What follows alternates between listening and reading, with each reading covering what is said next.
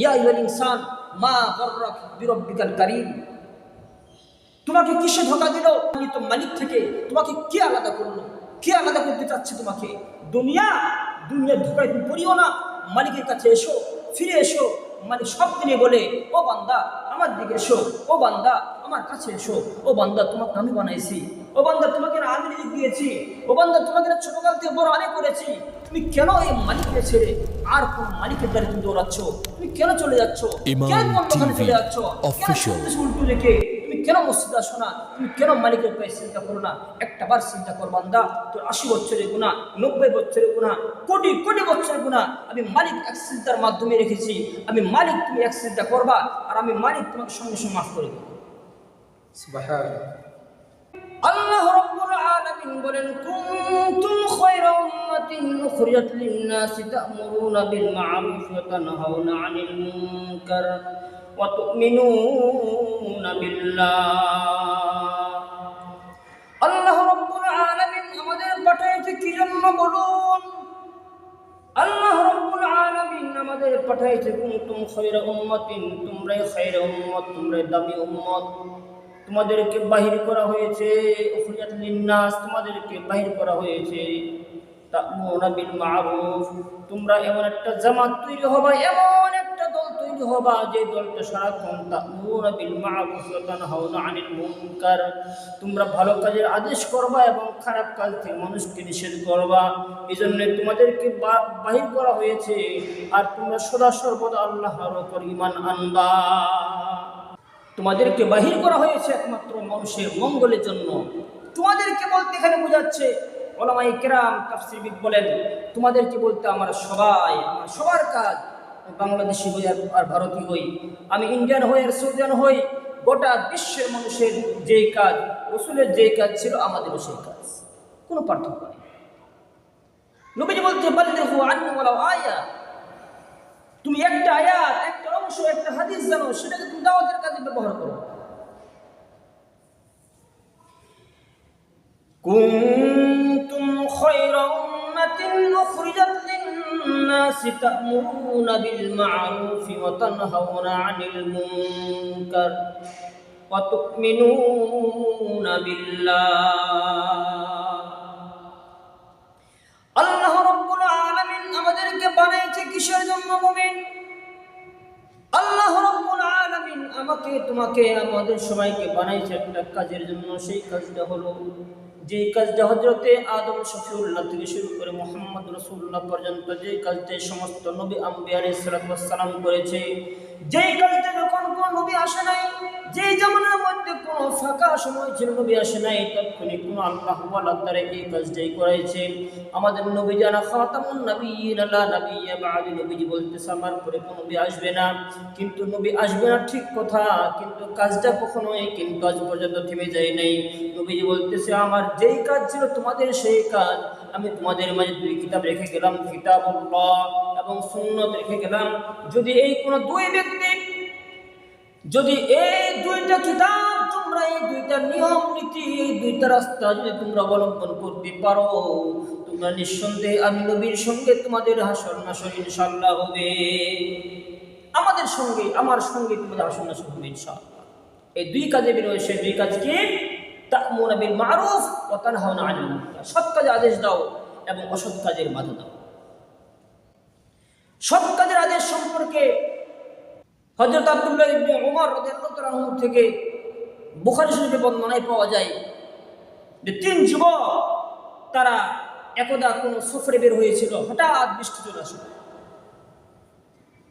বৃষ্টি আসার পরে তারা কিছুক্ষণের জন্য একটু লুকিয়েছিল একটি গর্তের মধ্যে। খেয়াল করে শুনে কথা বলি,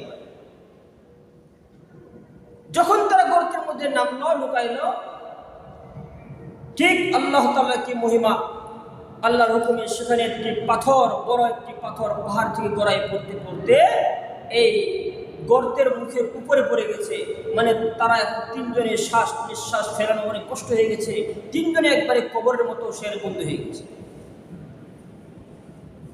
তিনজনে পরামর্শ করলো, ভাই আমরা মনে বন্ধু হয়ে গেছি, আল্লাহ তাআলা আমাদের পাকড়াও করে ফেলেছে, কি করা যায়?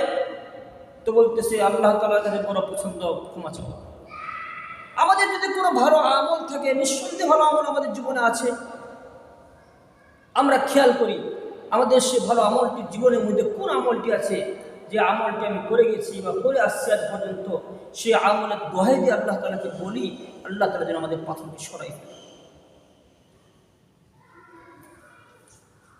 একজন যুবক বলতেছে, হ্যাঁ আমার খেয়াল হয়েছে আমার একটি ভালো আমল আছে। সে আমলটি আল্লাহ তাআলাকে বলতেছে, আল্লাহ রাব্বুল আলামিনকে বলতেছে। একজন যুবক বলতেছে, হে আল্লাহ,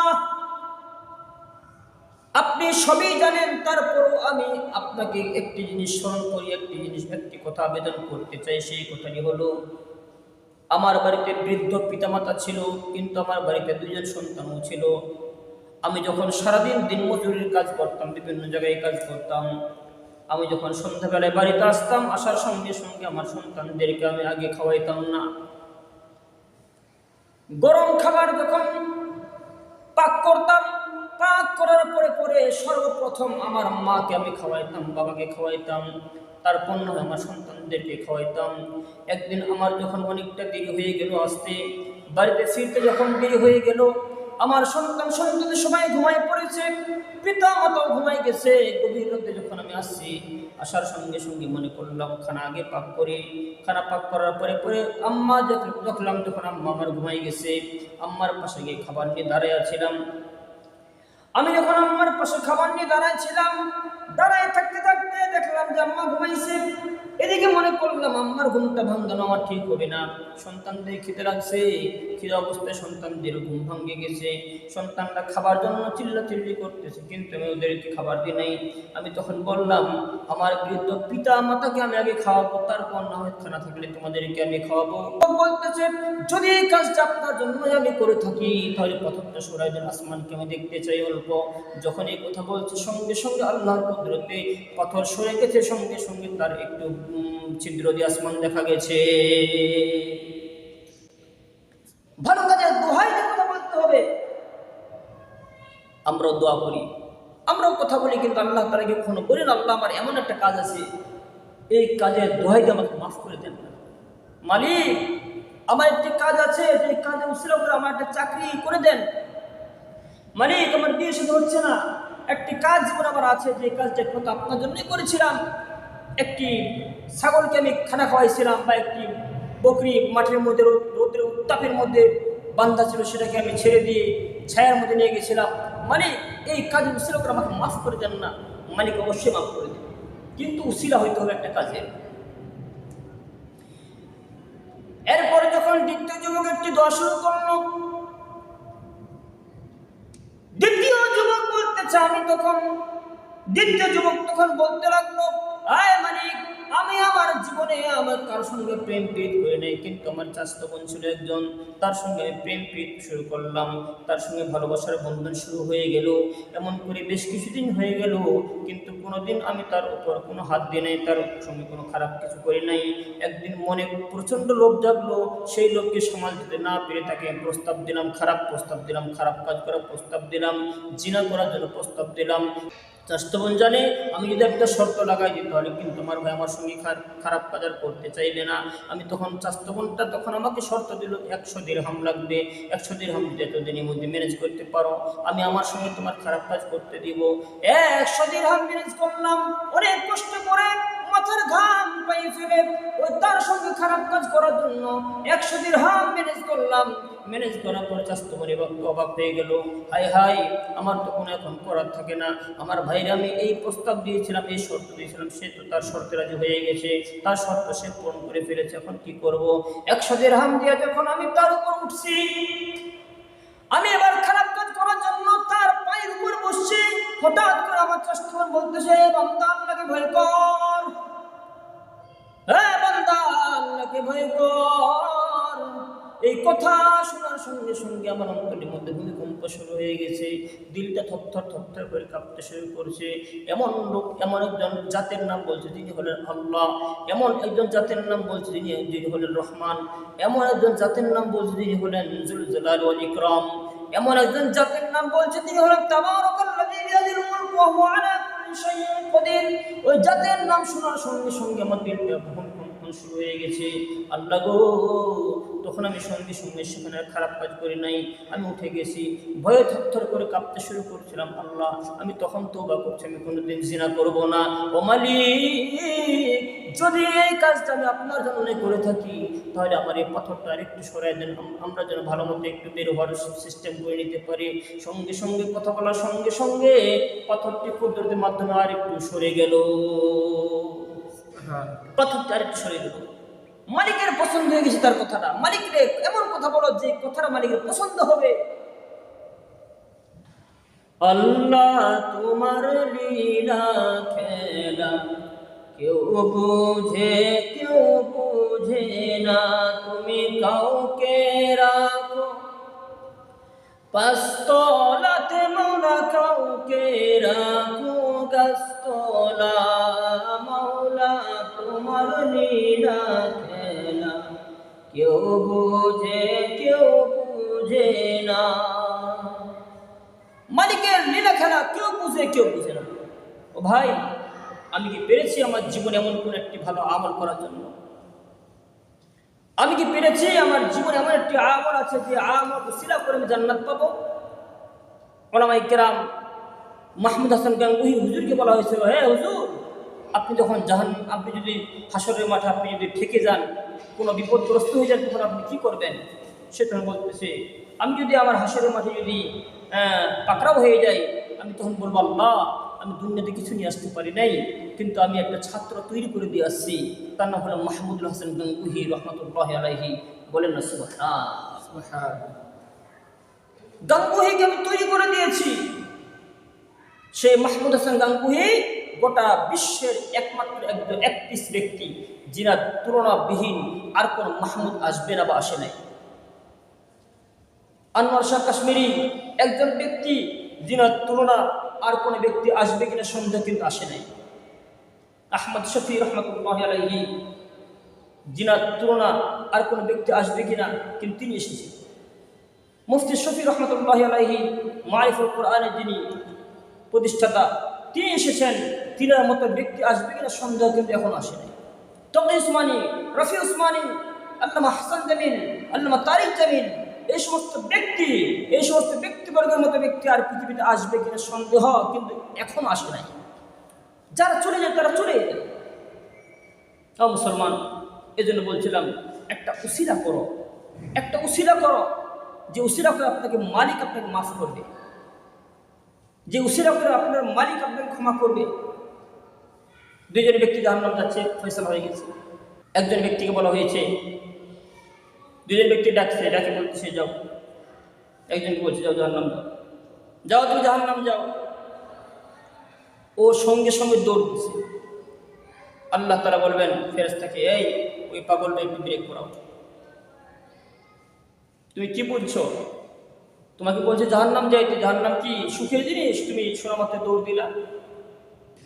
ওই লোকটা বলতেছে, মালিক, আমি দুনিয়ায় কিছু করতে পারি নাই, কিন্তু আমি মনে করলাম এতটুকুই যে আপনি রহমান। আমি শুনেছি মানুষে যখন তেলাওয়াত করতে বিসমিল্লাহির রহমান বলতো, রহিম বলতো, আপনি রহমান, আপনি রহিম, এজন্যই আমি মনে করলাম আপনাকে দুনিয়ায় কোনোদিন সিজদা করি নাই, কিন্তু আপনি একদিন হুকুম করেছেন, আজকে আপনার হুকুমে হোক আমি জাহান্নামী বা হোক জান্নাতি, আপনি বলেছেন হুকুম পালন করার জন্যই আমি আজকে আপনার হুকুম পালন করার জন্য আমি জাহান্নামের দিক হলেও দৌড় দিয়েছি।